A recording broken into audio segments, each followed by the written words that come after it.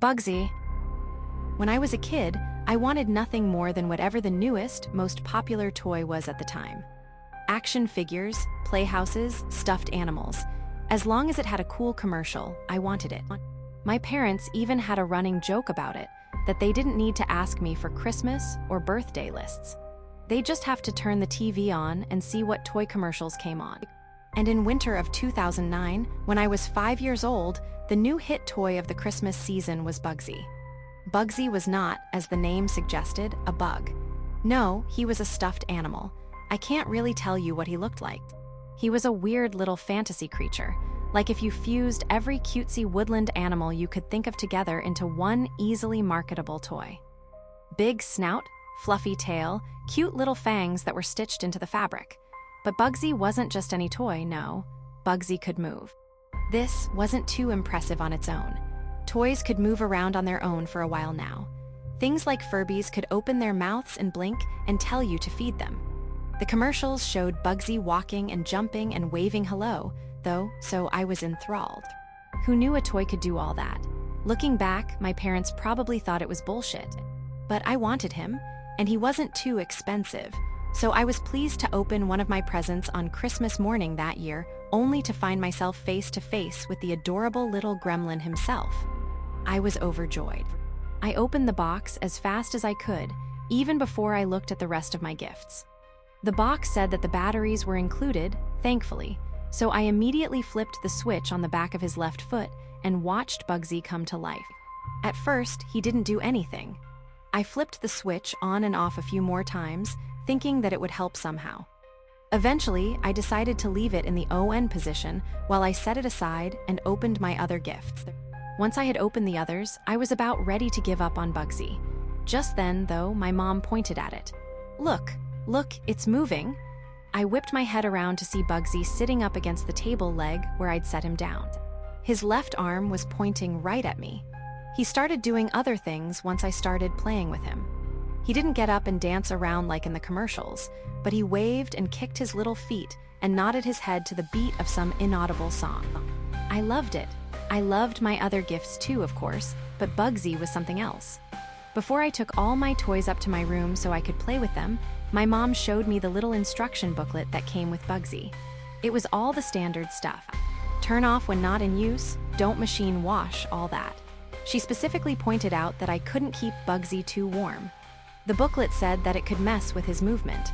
I like to sleep with my stuffed animals in bed, so this was important. I didn't want to break Bugzzy. I spent the whole rest of the day in my room playing with my new toys. I had robot battles, lined up all my toy soldiers, and most importantly, played with Bugzzy. I had figured out the key to his movement fairly quickly. Whenever I put my hand up to him, he would move. If it was close to his head would bonk up against it. If it was close to his arm, he'd point. If I moved it up and down, he'd bob his head. This new information made playing a whole lot easier. I could make Bugzzy do all these little movements on command. He could even salute all the little soldiers. I played into the night. It was one of the best Christmases I'd ever had. By the end of the day, I had all my toys lined up nice and neat on my soft and cozy carpet. I slept like a baby that night. Bugzzy became a fast favorite of mine over the next few weeks. I showed him to all of my friends and family. I brought him to school for show and tell once, and another kid said she had one too. I ended up making a friend because of Bugzzy. We still talk all these years later. As the months went by, though, Bugzzy started acting strange. Sometimes I'd find him in different places around my room than where I'd left him. He'd be at one corner of my bed when I left for school, and when I got back home, he'd be in the center. He'd be on the top shelf of my closet when I went to bed, and when I woke up, he'd be face down on the floor. One time I thought I'd lost him, but soon found that he'd made his way under my bed. I asked my parents if they'd been moving Bugzzy while I wasn't looking, but they denied it. I didn't believe them at first, but one night I remember being awoken to a thud from the far corner of my room. I flicked on the lights to find Bugzzy laying on the floor, having just fallen from my bedside table. He was face down, limbs splayed out to either side. It was like he was trying to maximize his body-to-carpet contact. Without thinking, I pulled him into bed with me to cuddle. I had forgotten all about the heat warning. I fell asleep quickly. It always helped me sleep when I had something warm and fuzzy to cuddle. But once again, I woke up in the middle of the night to something strange. There was a strange tickling sensation on my arm where Bugzzy was pressed against me tightest. I turned the light on and looked to see if there was a loose stitch or something, but I couldn't find it. It unsettled me. I put Bugzzy back on the floor and finally got some rest. The next night I swore I saw him slithering over to the heating vent on his belly like a snake. It was dark, but I know I saw it. It was slow, sluggish, but he was moving. After that, I always made sure to keep him in my toy chest whenever I wasn't playing with him. As the season turned to summer, we were hit with a massive heat wave. I was walking around the house in my underwear at all times. My diet consisted of 60% ice pops. All the blinds were drawn to keep the sun out, and box fans were running in almost every room. My room was the hottest in the house, much to my displeasure. On the hottest day of the heat wave, I was up in my room melting into the carpet. I didn't even have the strength to play with my toys, I was so hot. All I could do was lay on the floor in my undies and talk to Bugzzy. I remember him looking bigger than usual. Not by much, but it seemed like he had somehow gotten more thoroughly stuffed since the last time I saw him, like he was bursting at the seams. Delirious from the heat, I hugged him close to my chest.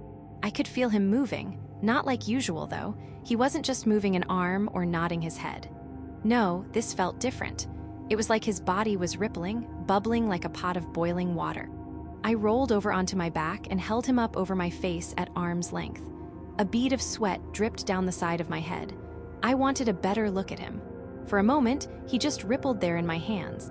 That was until a tiny black spike poked out from the side of his head. It bent in the middle and moved back and forth like it was clawing at the hot, humid summer air. And then another emerged, and another.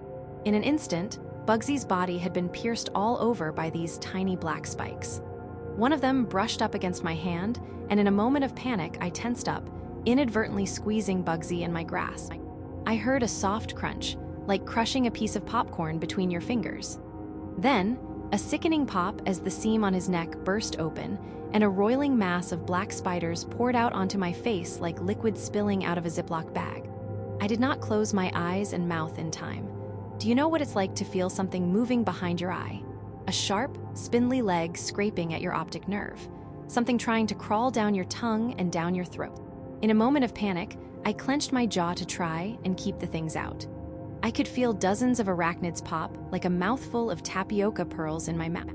My own screams were drowned out by the sound of these things trying to dig down into my eardrums. These things wanted to get inside of me. They wanted my warmth. Even the ones that spilled onto the carpet quickly began crawling all over my body and into my eyes, my nose, my mouth, my ears. It felt like for every one I crushed, two more found their way inside of me. I do not remember much of what happened next. I don't remember screaming, and I don't remember my parents rushing to my aid. I know it happened because they told me about it afterwards, but all that is a blur. All I remember is the sensations. Eventually, it was too much to bear and I passed out. I woke up in the hospital feeling sick to my stomach. A very kind doctor told me that they'd taken care of everything. They had to pump my stomach and flush out my eyes, nose, and ears. Thankfully, most of the spiders died pretty quickly. As badly as they wanted heat, they couldn't handle it. This meant that, thankfully, none of them had the chance to lay any eggs. I barely paid attention to what the doctor was saying. All I could think about were those spiders pouring onto me like a thick syrup. Back at the house, my dad had called pest control to see if they could take care of any remaining spiders. The pest control people looked, but they couldn't find any. Every single one of Bugzy's spiders had made their way inside my body. It took several weeks for me to recover. Not physically, I was fine after 2 days in the hospital, but mentally, you don't forget something like that. I still have nightmares. I still get flashbacks whenever I see a spider. Any bug, really, it's awful. One look and I'm back in that room, holding Bugzzy over my face. The toys were recalled. Apparently, it wasn't just me. I wasn't the only kid to find out what was inside of those things. Spiders in every single one of them. One kid choked and died. Another went blind. The company issued a half-hearted apology statement and went under within the week. They didn't mention the spiders at all, only talking about the incident in the vaguest of terms. Pretty much everything about the company has been scrubbed from the internet. I can't even remember their name. Bugzzy's gone, too, except for a few stories and videos you can find from back before they were recalled. At least, I can only assume so. I can't ever look at that thing's smiling face again. There's no good place to end this story off. I guess I just needed to get it off my chest. I'd only told it to my parents, who saw it firsthand, my therapist, and that friend I mentioned earlier. She was the kid who went blind, actually. The spiders went straight for her eyes. Make sure you check your child's toys carefully around Christmas, I suppose. I'm going to stop writing now. I feel sick.